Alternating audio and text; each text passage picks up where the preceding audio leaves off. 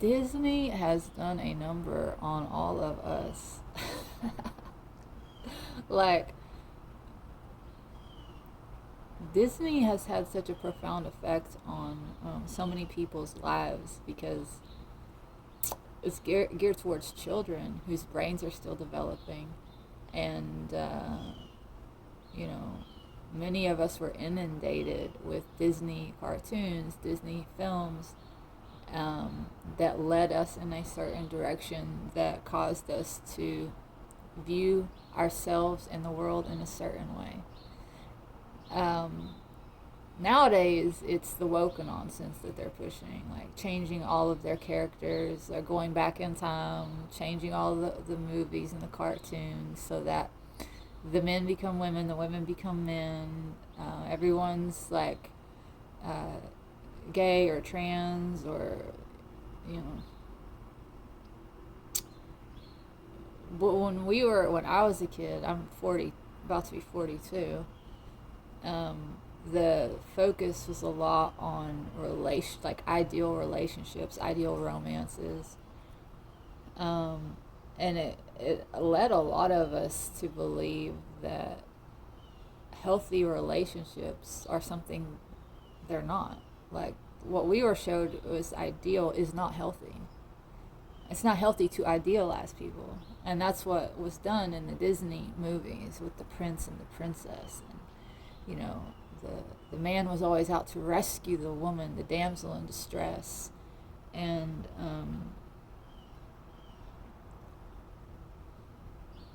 we have to leave room for people to have imperfections because we are all imperfect.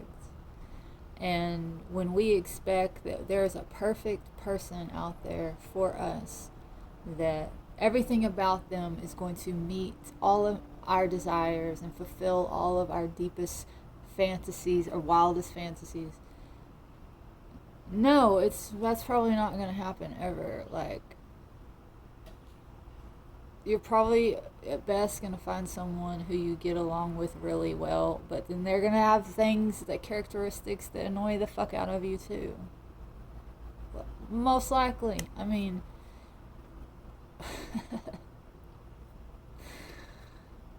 and we're sold this bill of goods by pop culture and Disney that, like, we should have someone that's good looking, great in bed. I mean, not that that's going on in Disney, but there's romance. Um, that they're funny, that they're da da da da, like whatever, all the ideals, you know, like there's a perfect person out there for you, and everyone's holding out for that perfect person that's going to rescue them, be their savior. No, we should be independent people coming together because we choose to, not because we are desperate, not because we need saving, you know, but because we want to help better ourselves and better another.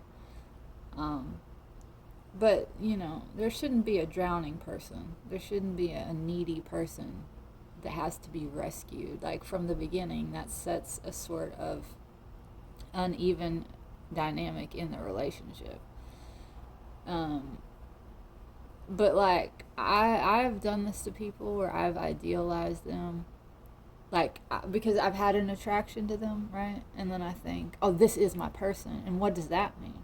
Well, it means that they are everything I ever wanted. Of course, we all have this idea in our head of like all of these things, like, you know, how our perfect partner would look, how our perfect partner would act, how they would be funny, they would be artistic, all of these things. And like, they would always be patient, they would always be kind. And no one can always be anything. We're all gonna have moments of frustration, and we're gonna slip up, and we all have little like annoying things we do. And the point of this whole video is like, I have reached a place in my life where when I see someone idealizing me, that's such a huge red flag for me now, because I've encountered that enough in my relationships. I've done it to people and I've had it done to me. I know what a setup that is for disaster and heartbreak and drama. And it to me, it's an indicator that someone is not looking at themselves when they're idealizing you in some way. There's some sort of not engaging fully with reality. They're not even really seeing you. When they're idealizing you, what they're doing is they're not leaving room for you to actually be all of you. It's seeing what you want to see. And you could only disappoint someone who's putting you on a pedestal, who's idealizing you. It's not fair to you if they're doing that to you. And it's not fair to do to someone else, because you cannot help but fall from a fucking pedestal. And when you do, it's going to be your fault. Like, the reason that it's like, if someone has built this whole fantasy of you in their head, and then you act in a way that defies that or shatters their illusion, well, you fucked up the party. You fucked up the good time. It's your fault for being you, the person they supposedly adore and love. Well, no, it's not you they adore and love. It's the fantasy, the image, the illusion that they have built up about you. So if that is happening early on in a relationship, it's usually an indicator that things are not going to end well. Because that person already is not engaging with the actual you. And that's why it's so important to go slow. Really allow someone time to get to know you, and you to get to know them, to see how they act in all sorts of situations. How do they treat the waiter when you go out to eat? How do they talk to their sister, their mother, their brother? How do they behave when they don't get their way? How do they behave in a crisis? Like, God, moving slow is so important, because, like, we all know when you just hop right into bed with someone, you get all those feel-good chemicals and hormones going, like oxytocin and all those love chemicals. It's like, it really does distort you and the way you see things. I guess that's why they say love is blind, because you're not thinking rationally anymore, and you're willing to excuse and look over a lot of things when you already have this sort of chemical bond to a person. Like, I associate with you with, whoo, wow, I am so high when I'm with you. That's what happens when someone gives you an orgasm.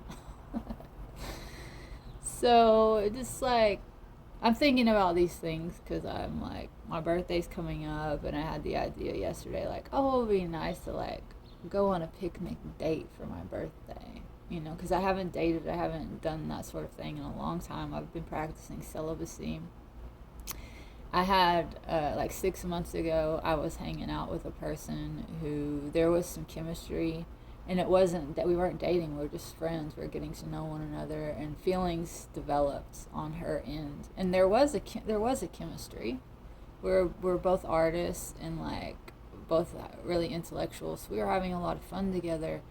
But she was doing that to me. She was idealizing me,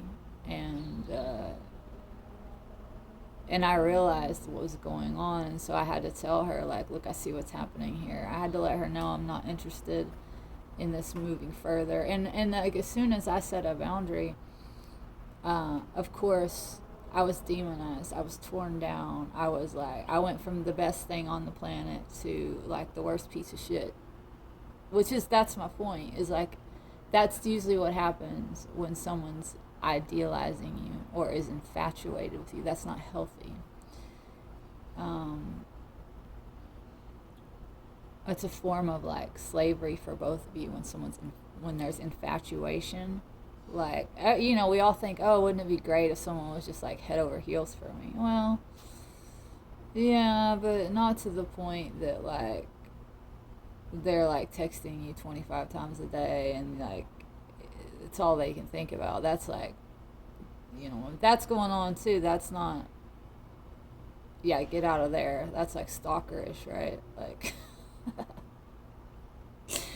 Like it's funny because we'll like if it's somebody we're attracted to physically, like we'll let certain behavior slide that if it was like someone who we found unattractive physically, we would be like, oh, you're a weirdo, like, you know. Um, so moving slow is so important, and yeah, that's what I'm thinking about this stuff. It's just like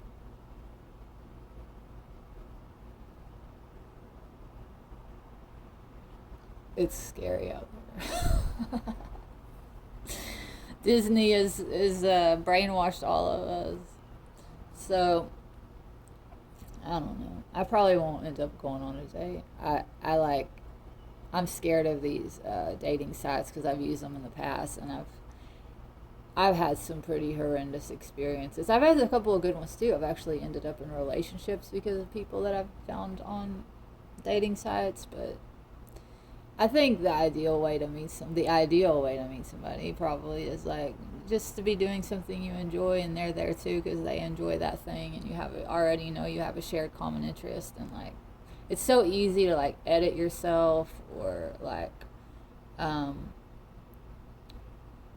turn yourself into a product on these sites, which is what everybody's doing. They're trying to sell themselves.